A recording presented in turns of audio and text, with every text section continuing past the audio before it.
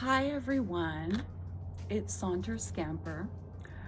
Today's date is January 20th, 2025, and I think now it's been 4 years since I've uploaded a new video. And I even took my channel down for a while, but I've republished most of the videos and I'm back. By the way, I go by Johanna now. Johanna, and I have a couple other YouTube channels. The name is Johanna Huttonstone, and yeah, J Huttonstone. And I've been doing a few things, like my biggest channel, which isn't as big as this one as far as subscribers, but I've been doing it for the last like maybe 2.5 years, maybe 2 years, is on perfume making mostly. Some other things too, but perfume making. So I started making perfumes about 2.5 years ago, and I also got into buying perfume. It became an addiction, and I've since really curbed that. But I'm doing well, I'm doing really well. I was in hiding for a while and embarrassed about everything I disclosed on this channel and my personal life, and just like feeling a lot of, my social anxiety, and I don't know, just not trusting to put things up, I guess. So I'm back and I want to give you an update. Well, so I have trimmed my dreadlocks multiple times in the last, it's almost 9 years since I started them. I started them July 9th, 2016. So it's going on 9 years, and I have had extensions for periods of time. I even got lice. I think it was back in I think it was 2021, I got lice. And I ended up having to use lice shampoos, and I ended up using one that seemed to work the best, but it was very oily, and it was just crazy to get it out. So I ended up using dish detergent to get it out. Currently, products I'm using are, well, I use this on my scalp because I have seborrheic dermatitis.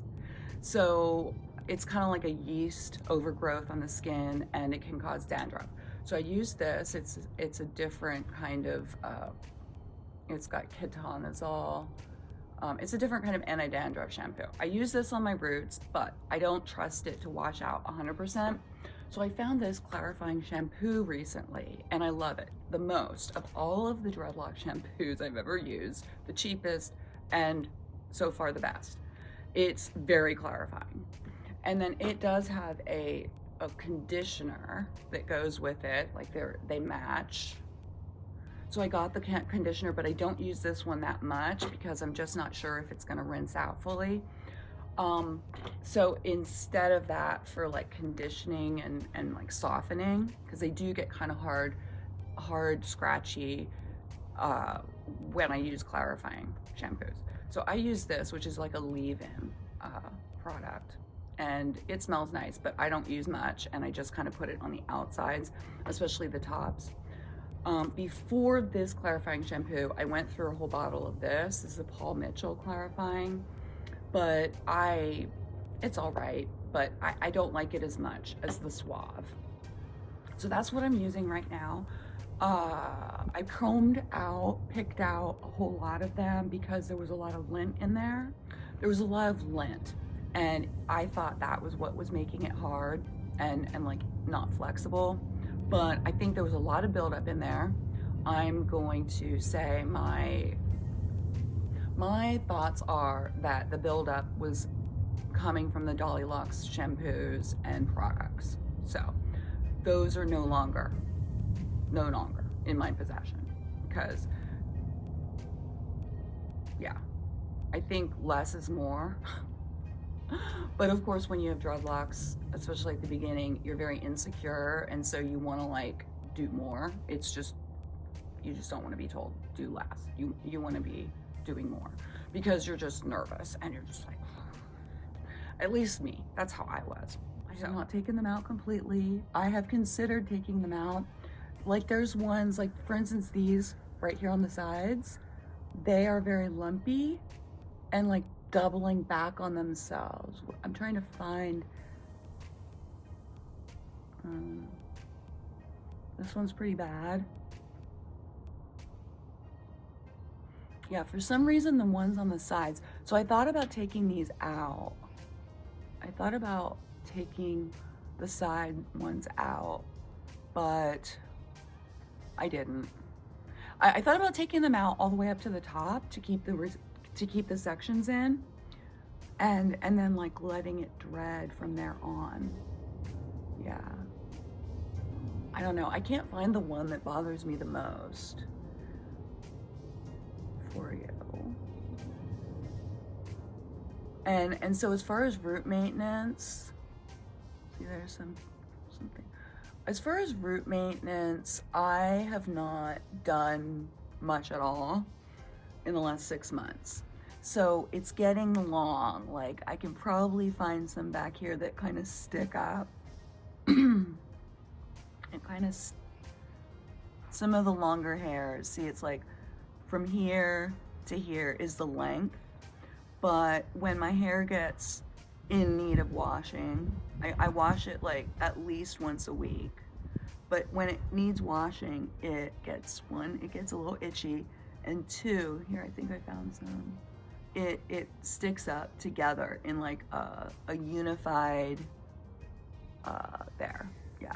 And it does a lot in the back, and it also does sort of like here, and that's when I need to, what I use is a small crochet hook, not a latch hook, but a crochet hook, and I just like put it in the section and then like sort of weave it in. That's what I do.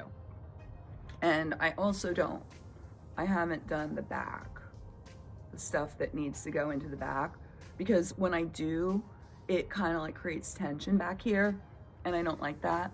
So yeah, I have a whole bunch coming out here and here too. Yeah.